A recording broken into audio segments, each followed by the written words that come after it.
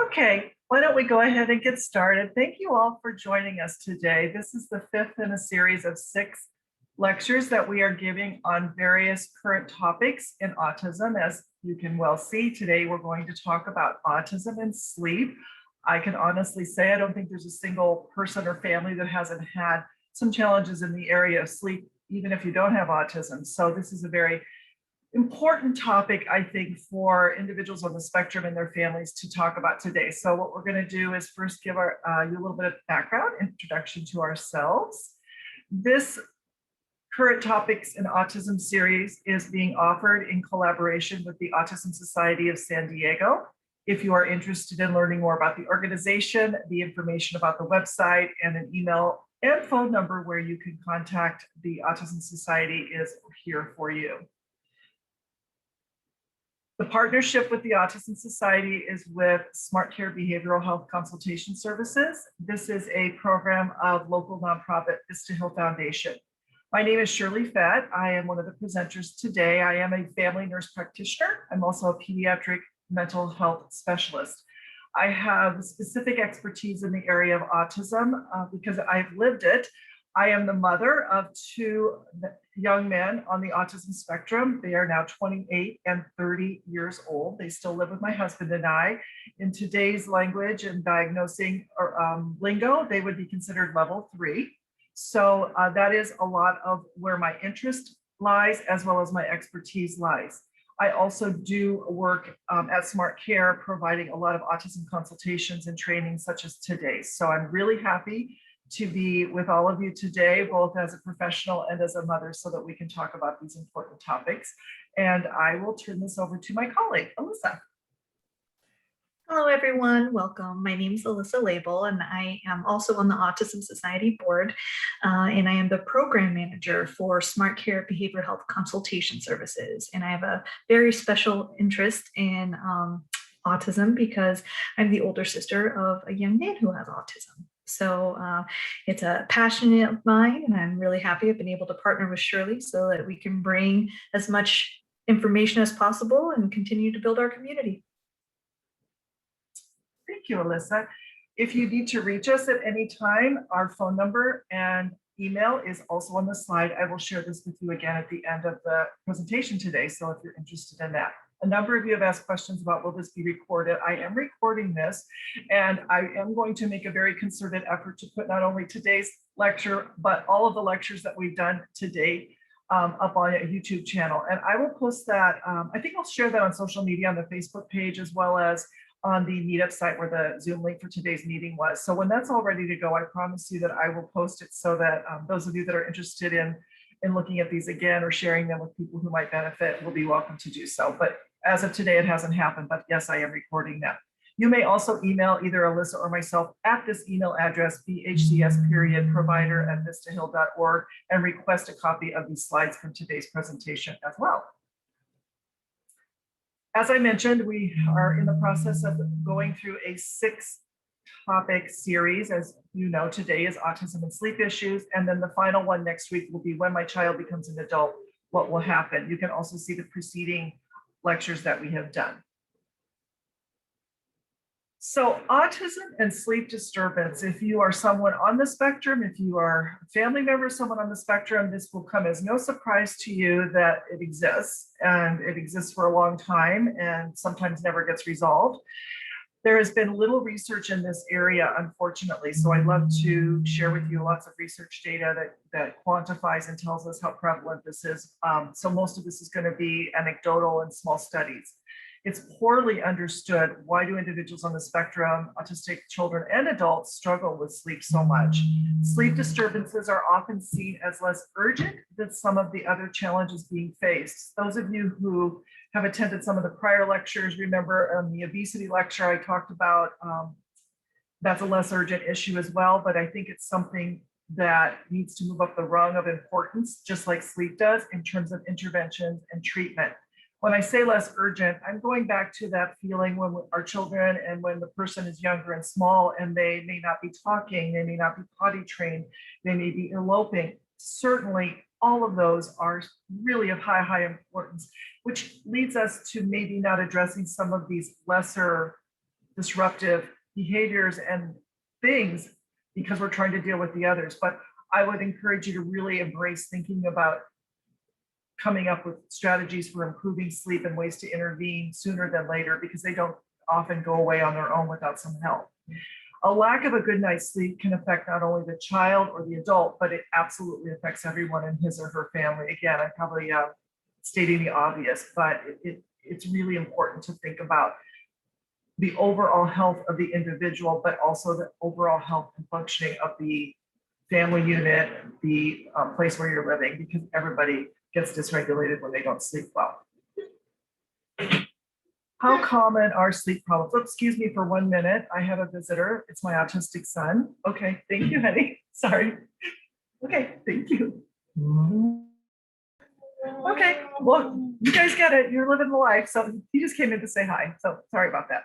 So how common are sleep problems in autism spectrum disorder? There are some research studies that suggest over 80% of children and young people with autism experience sleep problems, which includes difficulty falling asleep and staying asleep. 80%. So really, really common, challenging thing. Insomnia in adults, I was interested in trying to see how long does the sleep dysregulation, oops, somebody needs to mute their microphone, please, if you don't mind, thank you. Insomnia in adults. So the question I think we need to ask ourselves and learn more about is, okay, we all get maybe kids with autism, get dysregulated, don't sleep well for a long time, but does it linger into adulthood? And I found this really interesting study that was done in the Netherlands with a fairly large, I want to say 700-800 individuals that were adults on the spectrum, and it's fairly recent. And what they found was that the sleep problems in autism are not limited to childhood, but often persist through adult development. Oops, somebody still needs to mute, if you don't mind. Everybody make sure you're muted, please. The severity of these symptoms was predicted by the overall sensory responsivity as well as the social skills of participants. So what does that mean? The severity of the sleep problem, insomnia, was directly correlated to individuals on the spectrum who have higher sensory hyperactivity. In other words, more sensory sensitive individuals, particularly in the visual arena, and lower social skills. Those characteristics did correlate with worse and more severe insomnia. And there's a lot of research. So the takeaway from the study was there needs to be more understanding of why. Why do people that are more hyper reactive or hyper sensitive, I think we can logically assume some things about that, but also the lower social skills I thought was interesting. So they're going to look more into that, but it is a predictor of persistent sleep disturbance in individuals with autism that are adults. So how does autism affect sleep? Well, as we just mentioned, there are sensory differences, increased sensitivity to light, sound, touch.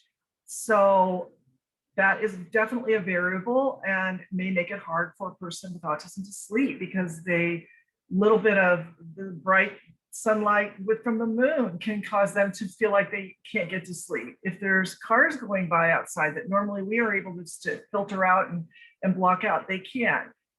Things touching their skin. I have a funny story. My younger son, my 28-year-old, we fought with him forever to wear pajamas in bed. He's a clothing optional kind of guy at night. And so finally, and he wouldn't sleep. He would be up all night, up and down, up and down. We'd be going through this crazy cycle of get in your pajamas, get back in bed kind of thing. And finally, my husband and I looked at each other and we said, lots of people sleep naked. Okay, it's not hurting anybody. And that solved the problem. So pick your battles, you guys, and think about it. But I think he just doesn't like the feel of PJs, and we tried all different kinds of pajamas and all different kinds of fabric. We did all that, and none of that was satisfactory. And once we said, okay, you can be naked when you sleep, that was the answer. So there you go. Melatonin is maybe produced at lower levels or irregularly in individuals on the spectrum. So again, that needs further research to understand what the mechanism is. Melatonin is a hormone that we all produce, and it does function to help us regulate our circadian rhythm, our wakeful and our sleeping periods of time. People on the spectrum, again, they have an atypical circadian rhythm or body clock.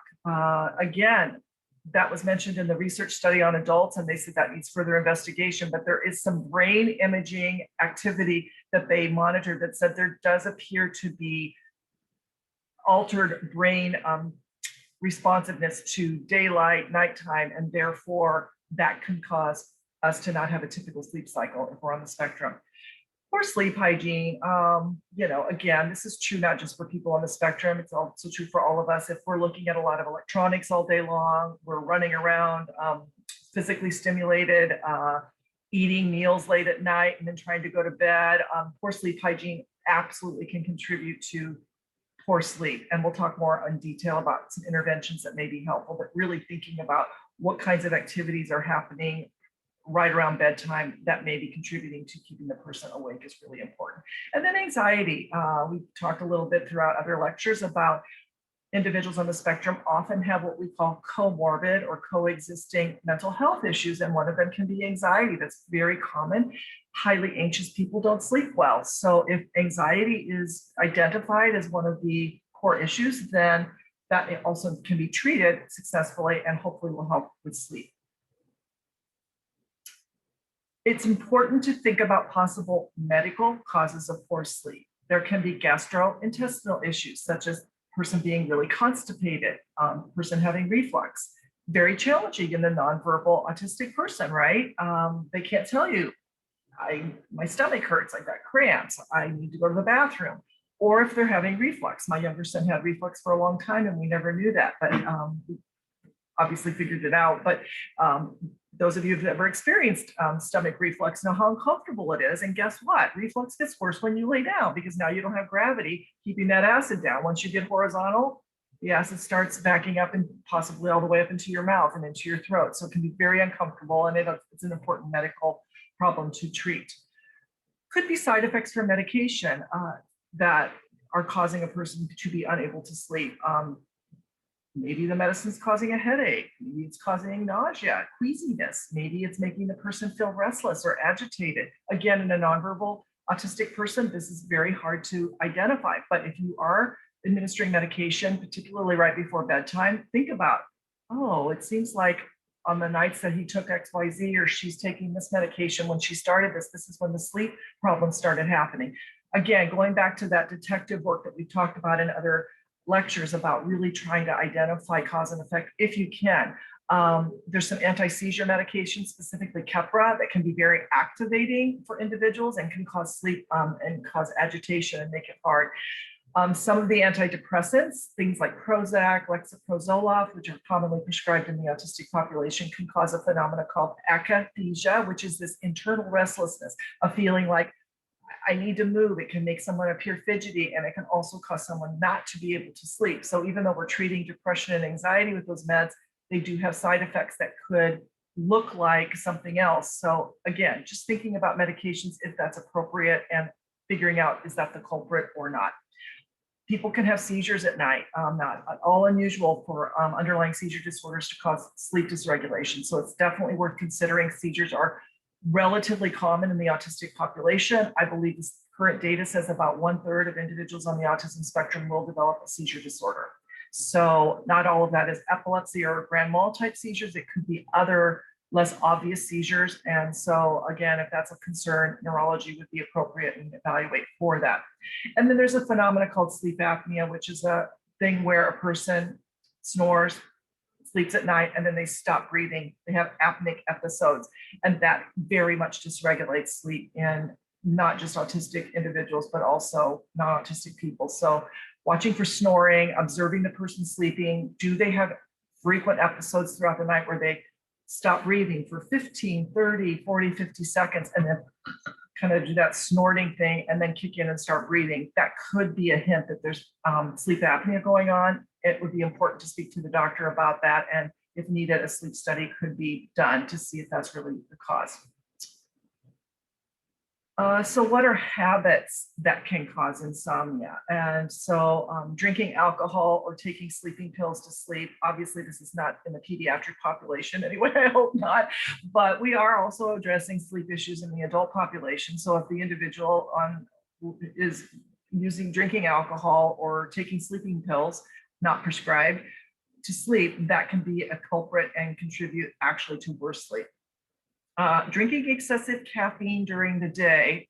So this is true for kids and adults because What has caffeine in it? Soda, which is a popular thing for a lot of kids. I have one of those in my house. So caffeine can be a contributing factor. So again, limiting the caffeine intake, both in kids and adults, if you can, is really important. An irregular sleep schedule, just like everything else in your world is important to keep on schedule and a structure for the autistic person during the day. It's the same thing for sleep at night. We're going to give you some tips on how to set up a really good sleep hygiene, sleep schedule here in a bit. But having the same routine every night is going to go a long way in helping get the sleep more managed. Napping causes people to not sleep well at night. It does for us, and it does for our children and adults with the autism spectrum. I will say this to you, ask the school when your children are all back in school, is he or she taking a nap during the day? I cannot tell you how many kids are sleeping during the day at school, or they are napping on the bus ride on the way home. So they get a good solid, 20, 30, maybe even an hour nap at school or on the bus. Guess what? Round two begins, and they are not going to be tired at 8 or 9 o'clock at night, whatever you choose as the bedtime. So sorting that out is going to be really important for you to think about and to try and address if it's happening regularly. But I can tell you for certain that a lot of kids do take naps at school. So, and I have to say, first and foremost, this one breaks my heart because I'm a napper and I like to nap. But in cognitive behavioral therapy, that's usually the very first thing that is done when trying to address sleep issues is there a nap happening? And the naps have to be eradicated because that is one of the worst indicators for a bad night's sleep. Absolutely. Eating sugary foods or large heavy meals before bedtime. Again, this is not just for autistic people. This is also for us. Sugar causes the blood sugar to spike up, gives you a lot of energy, and then maybe you'll crash 2 or 3 hours later. Well, eating sugary foods or large meals before bedtime is stimulating and is going to be activating and not help with sleep. And then not getting enough exercise or activity or exercising too close to bedtime. So, it's the old adage, don't get the kids wound up right before bedtime kind of thing. And it's true. So think about that. Try to do more calming, wind down, reading books, taking a warm bath, watching a calm video while you're wrapped up in your weighted blanket, things like that that are going to be more calming and winding down versus let's go out and jump on the trampoline, let's go ride our bikes around the block 20 times. Well, those are fantastic things to do, probably not appropriate right before bedtime.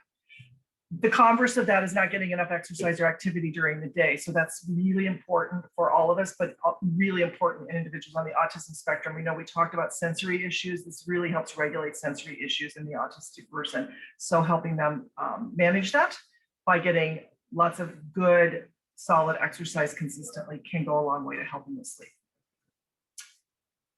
So I'm sure if I polled all of you that are in attendance today, you could read this list to me without me even showing you the slide. But what are the common sleep issues?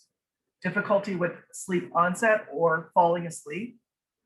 Or you have the person who falls asleep, but then they don't stay asleep, called sleep maintenance. And they don't sleep through the night. Early morning awakening. Short duration sleep. They sleep for an hour and then they're up for 3 hours. Only sleep a couple hours and then they're up for the whole rest of the day, that kind of thing. Sleep fragmentation. So that's when a person has an erratic sleep pattern with frequent awakening throughout the night. Awake, asleep over throughout the night. Sleep issues are kids and people seeming to get activated right before bedtime. Hyperarousal or heightened anxiety around bedtime. Again, it's our job as a detective to figure out what's contributing to that or why is that happening. And then there might be excessive daytime sleepiness, as I mentioned, and that's where the nap situation can become problematic because they're tired during the day because they didn't sleep at night. I'll let you go ahead. Alyssa, you can talk about challenging behavior.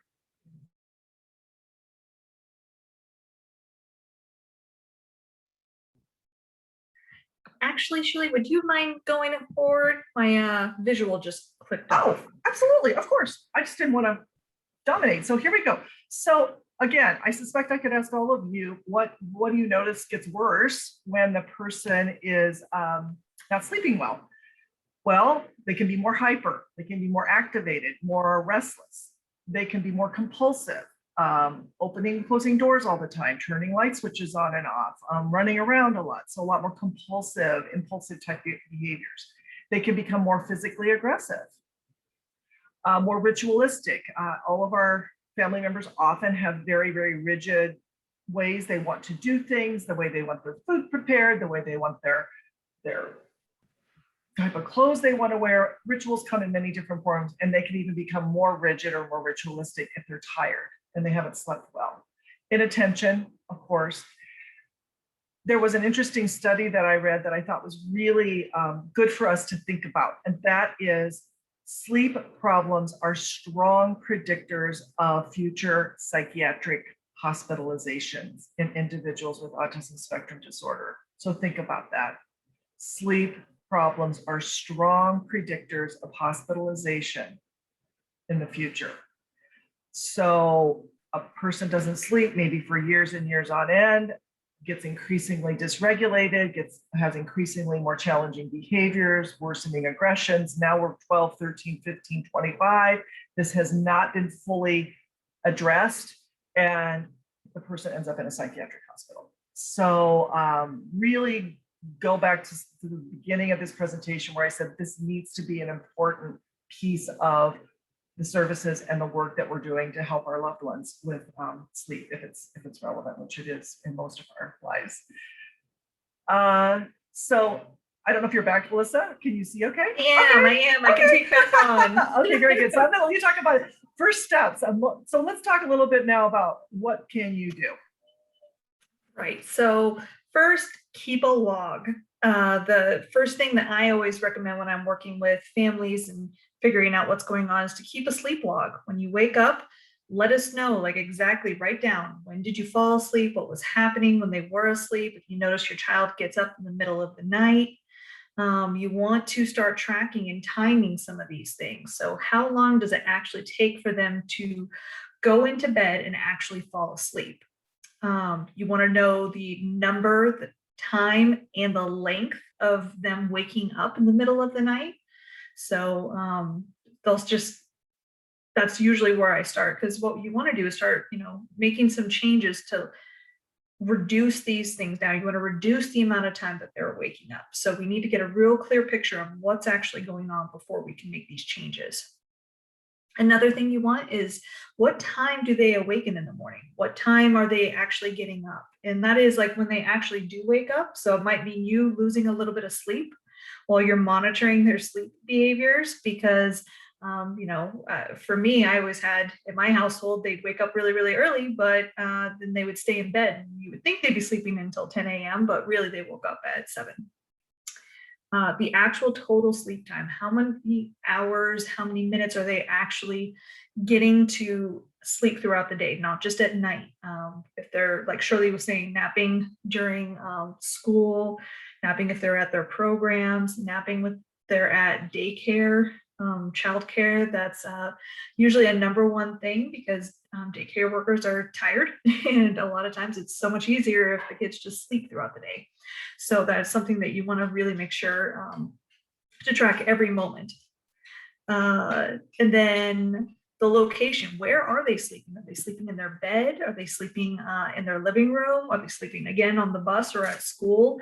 Where are they getting the sleep, and how restful can it be? And also, where do they seem to get the best sleep?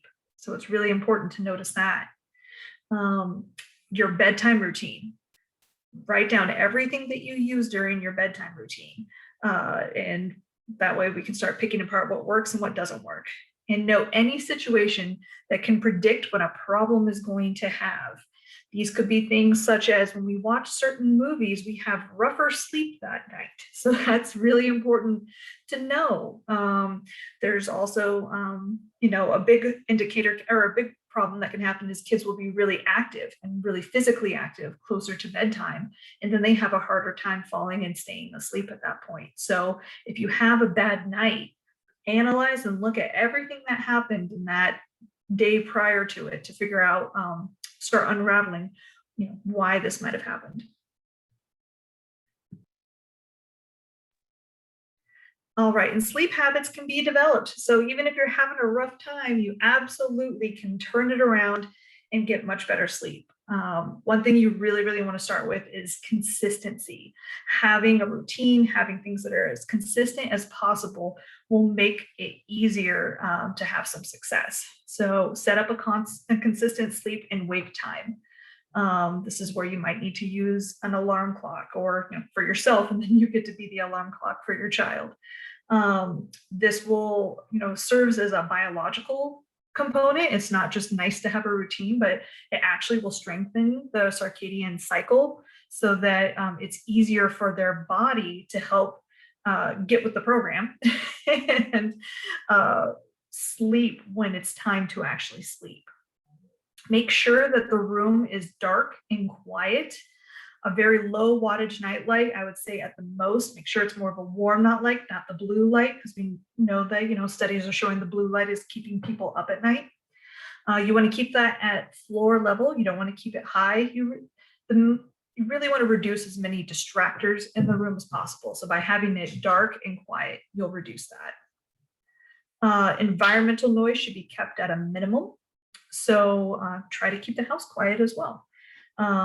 Some people I know will use a white noise machine too.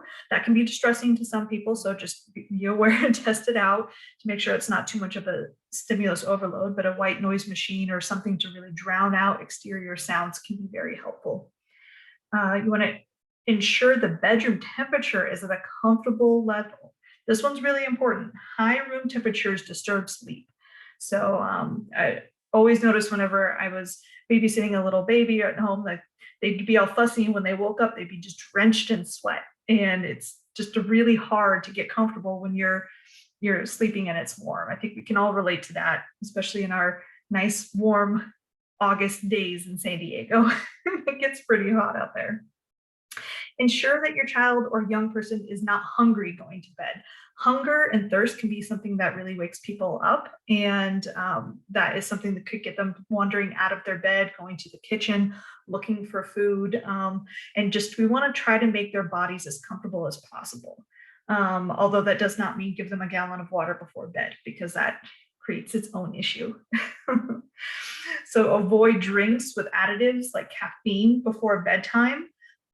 You want to have something that's going to be more soothing, such as warm milk or a milk substitute like soy milk. That is a nice thing that can help, warm the belly and encourage sleep. But you do want to limit the amount of liquids, because getting up to go to the bathroom is just the number one. So just a light snack, something that will hold them over, keep them from being hungry, and won't be too heavy on their bellies. My comment about white noise is my younger son likes just having the fan on. So it doesn't even have to be a fancy noise machine or anything. He just likes having a fan, which is, as we all know, a form of white noise. So it could be something as simple as that. So thank you. So continuation.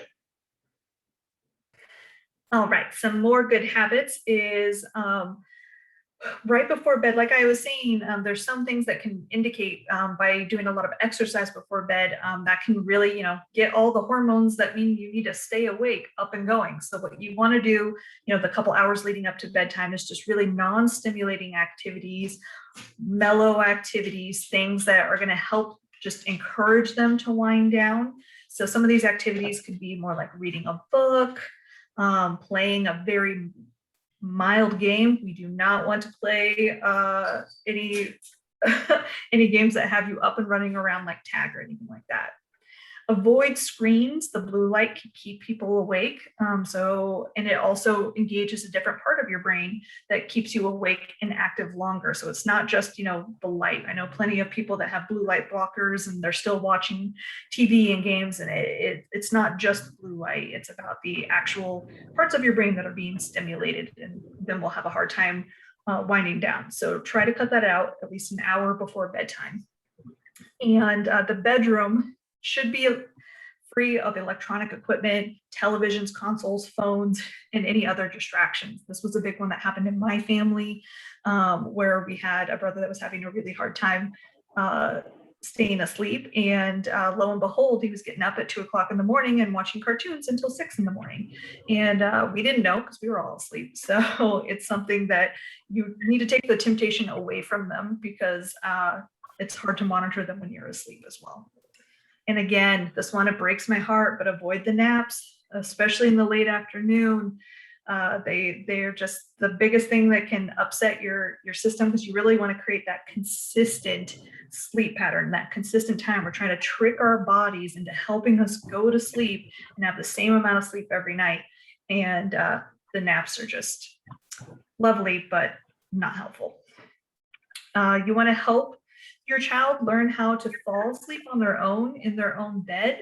So a lot of, talking about, how you're going to go, what's to be expected, talking about your sleep plan. This is setting up hygiene. By having a couple of different things that you do at night, that can be a really good way to have them figure out how to do this on their own. If you have a ritual of maybe they take a bath and then they brush their teeth and then they read a book, or maybe they put lotion on their bodies to just help soothe them and get them ready for bed.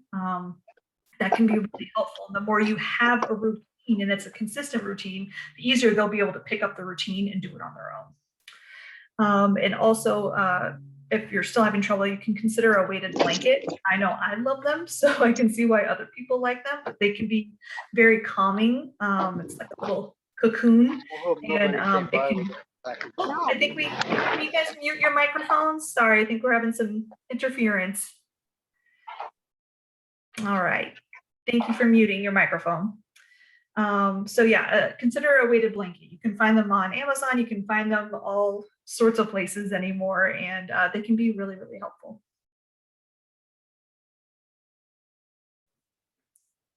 Okay, so as a continuation of the idea, can sleep and its benefits to overall well-being be taught? And the answer is absolutely yes. So it's not a lost cause.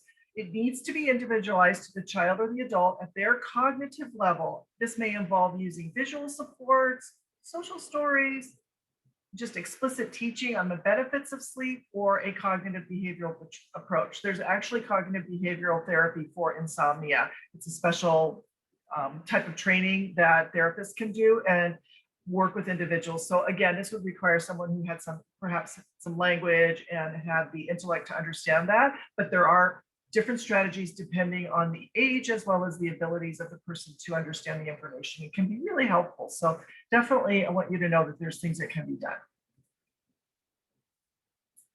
So this is an example of a visual schedule. It's using the favorite board maker type icons that many of you are familiar with. But I've got to tell you, even though this looks rather juvenile and simplistic, this can be used at any age. Again, this goes back to taking into consideration the cognitive skills and what the strengths are. I think this is really, really great for individuals who need a lot of visual supports for what you want them to do. So this can be done in any way. Obviously, put on pajamas, use the toilet, wash your hands, brush your teeth, drink water, read a story, go to bed, and sleep.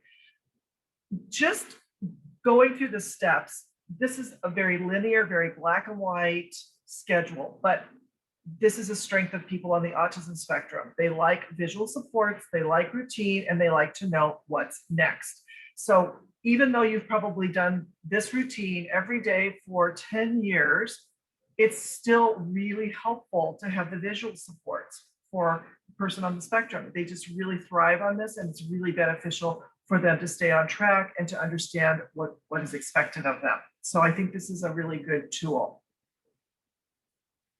This is another just different kind of pictures. These are all available. You can make your own. I think at one point I actually took photographs of my son's actual pajamas, and actually used their own bed, photos of their pajamas, their toothbrush, the bathroom, and did my schedule with actually things that are our actual house and where I wanted them to go. So that's another option with cell phones and cameras now. It's really easy to do that kind of thing.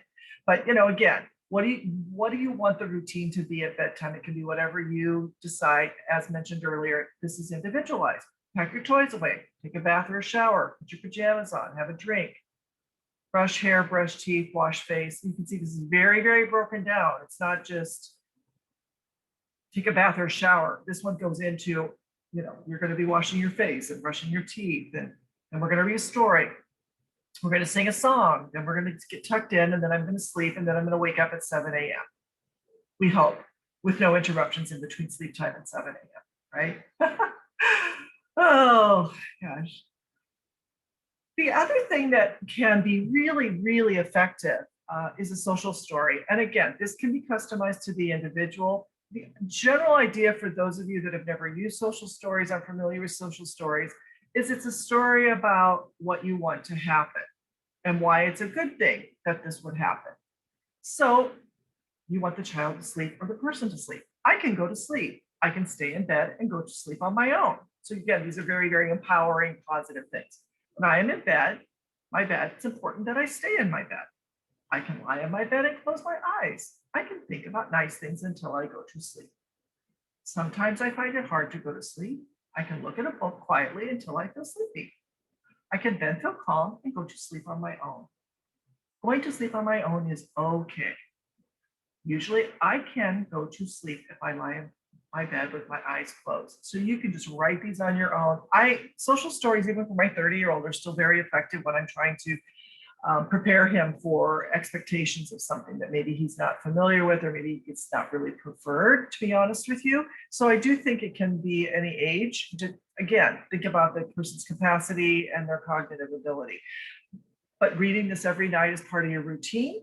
It's not just a one and done. You can start doing this and saying, let's talk about going to bed. They actually have published books with social stories. So if you don't feel motivated or don't want to write your own, you can actually purchase social stories about different things, including going to bed, that are already ready to go for you.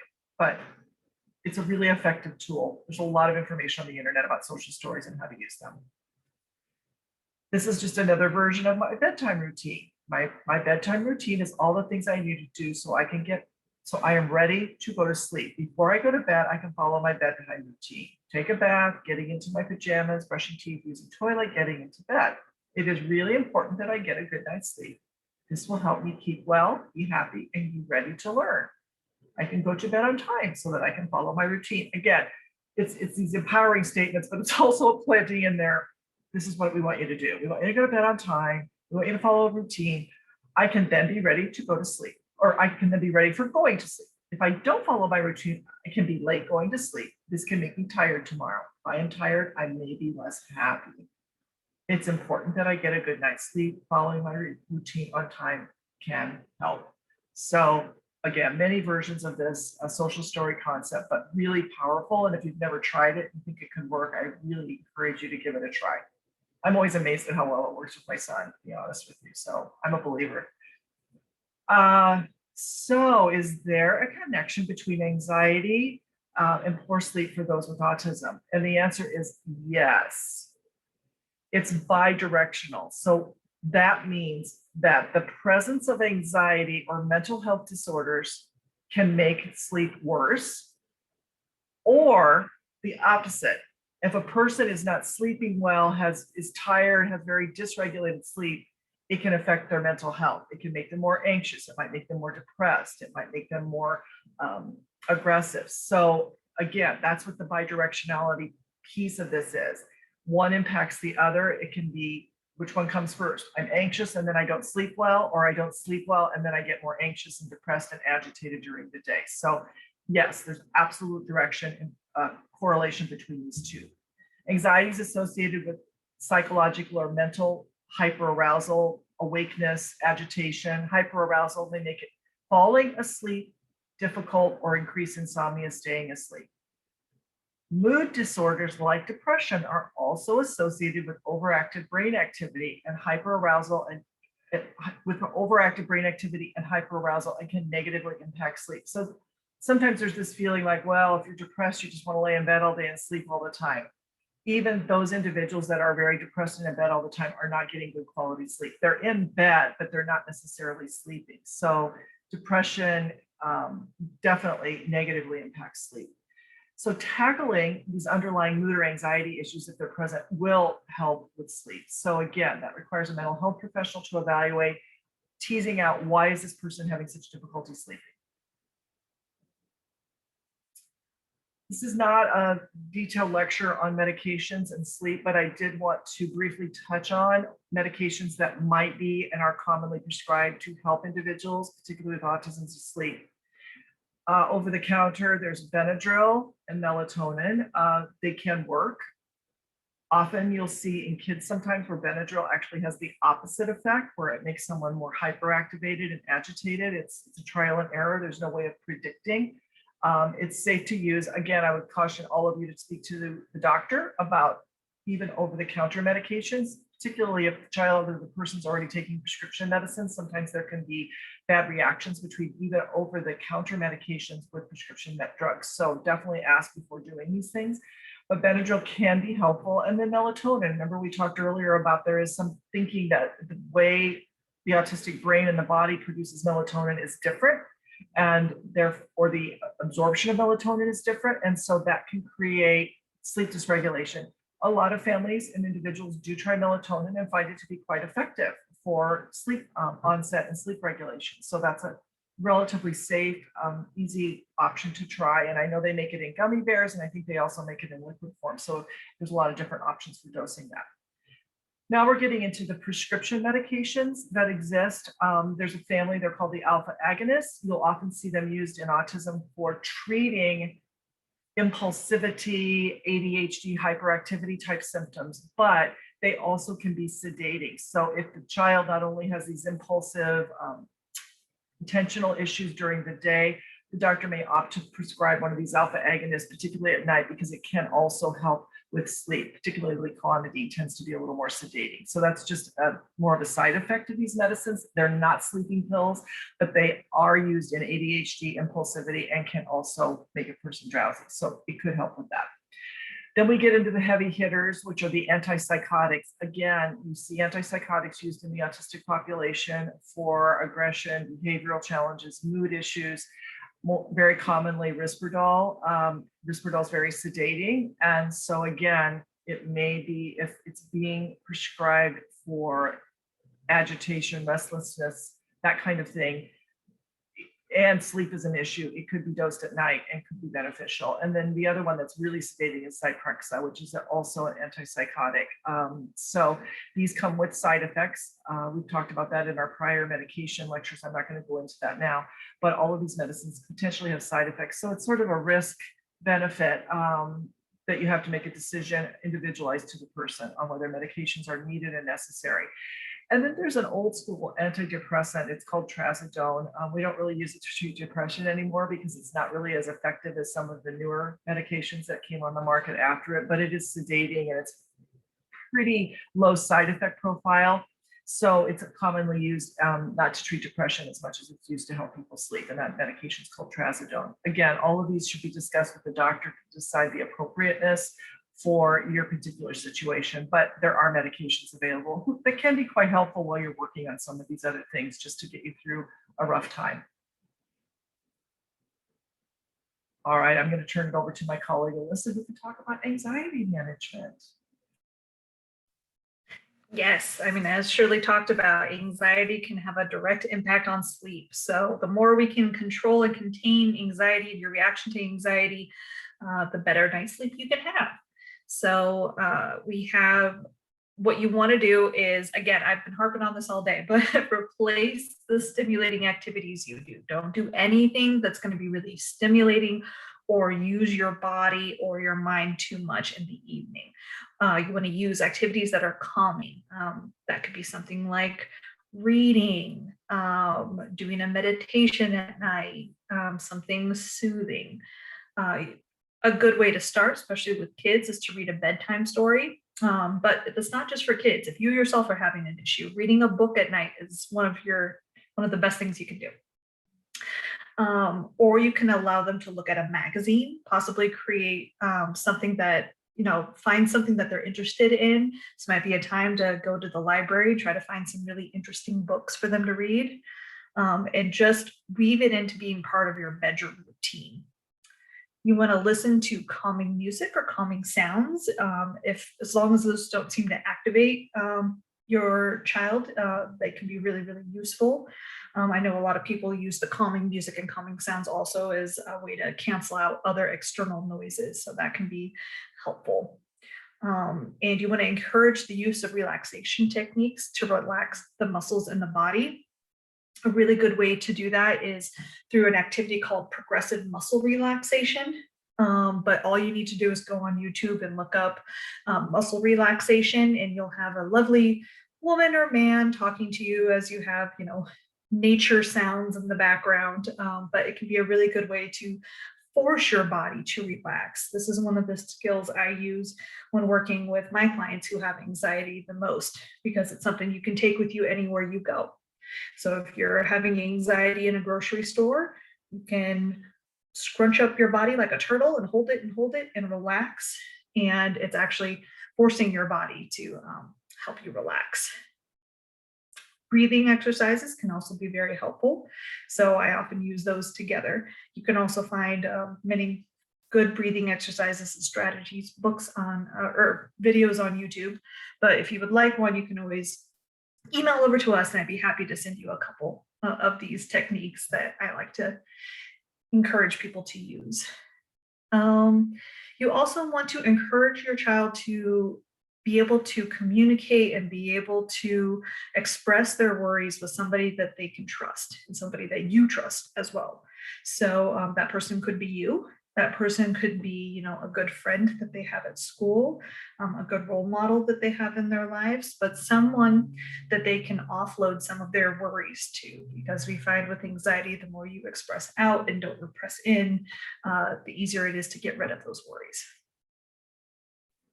My comment on the relaxation strategies or calming strategies, you can use a social story to teach that so that it's already something they've learned in a non-stressful time. So when the person's highly anxious, it's not the time that you're trying to teach them a calming strategy.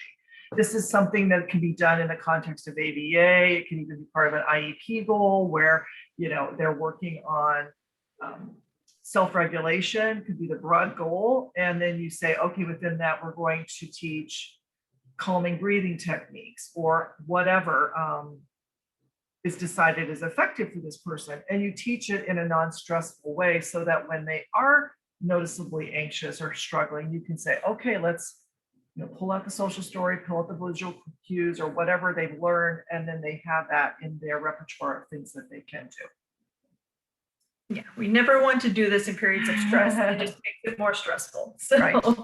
Learn it in calm times. Correct. There's some resources that can be really helpful for those of you that want to get either books or online information. And so there's actually a book called Sleep Better, A Guide to Improving Sleep for Children with Special Needs. So there you go. There's a whole book on this topic. Another one is Solving Sleep Problems in Children with Autistic Spectrum Disorders, again, specific to our population. What to do when you dread your bed, a kid's guide to overcoming problems with sleep. So that's more of a generic, all kids, but I think there's some really useful tips for all of us in here. Autism Speaks has a free quick tips on improving sleep for children with autism. If you just go to their website and then put in tips for improving sleep for children, they will take you to that site. And then there's a social story book. Remember I mentioned earlier, if you don't feel comfortable or don't want to take the time to write your own social story, somebody needs to mute, please. They shouldn't be. Okay, I just muted them, sorry. So it's called Sleeping in My Own Bed, but there's a whole bunch of different social stories. But again, you don't have to write it. You can just go on here and you can actually purchase Sleeping in My Own Bed. It's a social story, so it's curriculum that you can access.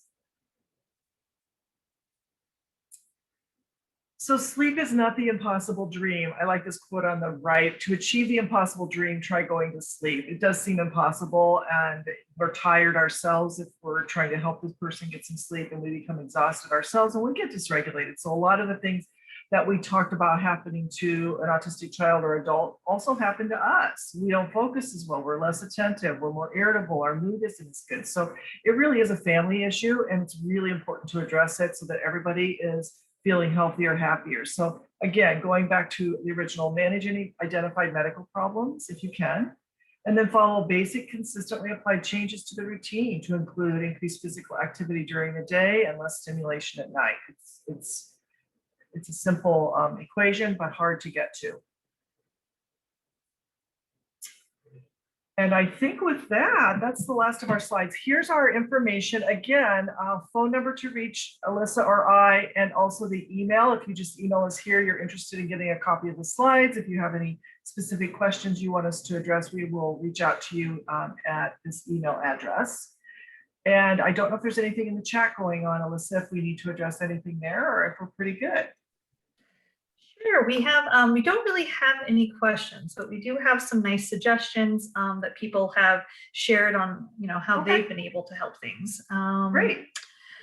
So we have, someone pointed out that seizures in your sleep can also lead to SUDEP. We had someone that's recommended popcorn as being a nice little bedtime snack. Just real quick, sudden unexpected death in epilepsy is what SUDEP is. So it's sudden unexpected death. Yeah, it's a very life-threatening complication, I guess is the right term I would say, for seizure disorder. So yeah, it can cause sudden unexplained death. So sorry, I didn't mean to interrupt, but I didn't know if everybody knew what that acronym stood for. So oh, absolutely. We also had someone that said that this is really great to know. They always thought that the more they did before going to bed, the better sleep you would have because you'd be tired. Now, there is a kernel of truth to this, where if the more you do during the daytime, the more tired you're going to be at night. But what we're talking about is that couple of hour window before you go to bed. So like starting at, if you want someone, I always say, 3 hours before bedtime, you want to stop all of your exciting activity. So if you want your child to go to bed at 8, like make it a real nice quiet evening. But if your kid's going to go to bed at 9, pretty much after dinner time is just going to be quiet time, relaxing time. So that doesn't mean, if it's 2 o'clock in the afternoon, get them out on the track, go do something fun and exciting that's going to make them nice and exhausted later. We had someone who shared that their 7-year-old son has sleeping problems and she's tried everything, but nothing seems to work. What did seem to help him was using some of the melatonin gummies that you talked about, Shirley. Absolutely. Can be very effective. Definitely. And someone else shared that what worked for them was the breathing techniques and exercises, which you can search on YouTube. That is true. Also had some success with magnesium and iron, all of which were great and which naturally supports the nervous system. Someone else had some success using Benadryl and hydroxyzine, which is Benadryl's cousin. And they had some success with that. And both of those are antihistamine type products, which can be sedating.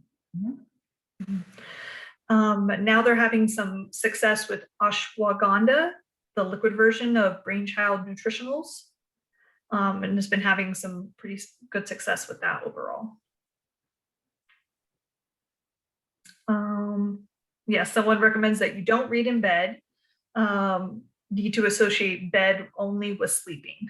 So there's, you definitely want to make your bed a sleep zone. So the purpose of bed is to go to sleep. So that's pretty good advice. You want to, that's why we say no TVs in the bedroom, just because you don't want to get into the pattern of watching television while you're getting ready to go to sleep. It's better if you do your activities in a different location, but your bed is reserved only for sleep.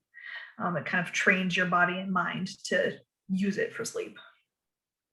I think the reading in bed is a trial and error because I do think there are some people that get sleepy when they read. I know my younger son, he has a lot of books in his room and he definitely likes to look at books and read, and it helps one keep him in bed. It associates a pleasurable activity with being in bed and he's calm, and it actually does help him with his sleep onset to have reading. So I think that's again going back to an individualized approach, and again, he's not reading a book on an electronic device, which Kindles and things like that exist, because the light is going to affect him. These are the traditional paper, non-illuminated pages. Great. We have someone who has had some success with chamomile and with the calming strategies. Chamomile and And valerian root are some natural products that also can be, yes, calming, as you mentioned. So thank you. do you have any thoughts about long-term melatonin use? Yeah, so it depends on the age of the person. I would say, first of all, I think in kids, you have to be careful about using anything long-term because their neurology is developing and evolving. In adults, there's a mixed review on this. Some of the psychiatrists that I work with and that I've heard them say, they're saying, if you take melatonin consistently and every day, it starts to suppress your body's natural production of melatonin. And others will say it's fine to take it ongoing. It's a naturally occurring chemical hormone specifically in your body. So I can't give you a black and white. I think, again, it's individualized, but there is mixed reviews and mixed feedback on the use of melatonin. I just would say in general, giving younger kids, we're talking 3, 4, 5, up through age 21, frankly, because their central nervous systems, their brain is not fully developed. And so the impact of long-term medication use, not just over the counters, but prescription, always needs to be very thoughtfully considered and evaluated as you go along. Here's a good one. You mentioned the correlation between anxiety and sleep problems. Have you seen any info about puberty and their hormones during puberty? Absolutely. 100%. 100%. Absolutely. So what are you going to do about that? You can't stop puberty, right? So it's just being aware of it. And again, being the detective, what's causing this? Particularly in girls, they start to get their periods. Are they getting premenstrual? Are they getting cramps? Again, that sleep log would be super helpful to say, oh, well, they're pretty good for the first 2 weeks. And then about a week before their onset of their menstrual cycle, they start getting really, really dysregulated. Well, are they having PMS? Are they starting to have cramps? All of that. So yes. And of course, testosterone is an activating hormone. So yeah, it can happen. And there was a couple of follow-up comments where people were commiserating about the puberty. So yeah. So the answer is yes. And I will also say that seizure onset sometimes it begins at the onset of puberty as well. So again, if you see a lot of abrupt changes in behavior, yes, it very easily could be testosterone, estrogen, progesterone, all those chemicals associated with development. But I also think it's worthwhile to really look long and hard and think, is this person having seizures as well? Because that puberty can exacerbate seizure. Awesome. Well, I think that Awesome. wraps up our all right. question. Thanks, everybody. Good questions. Really enjoyed all that. So as a final wrap up, we thank you for joining us. Next week, week 6, will be our final in this series. And we are going to be talking about when my child becomes an adult, what will happen. So we're looking forward to seeing all of you. You have the email address. I'll put that back up again where you can find us if you have any questions or you'd like a copy of the slides. We'd be happy to share those with you. So again, thanks for joining us.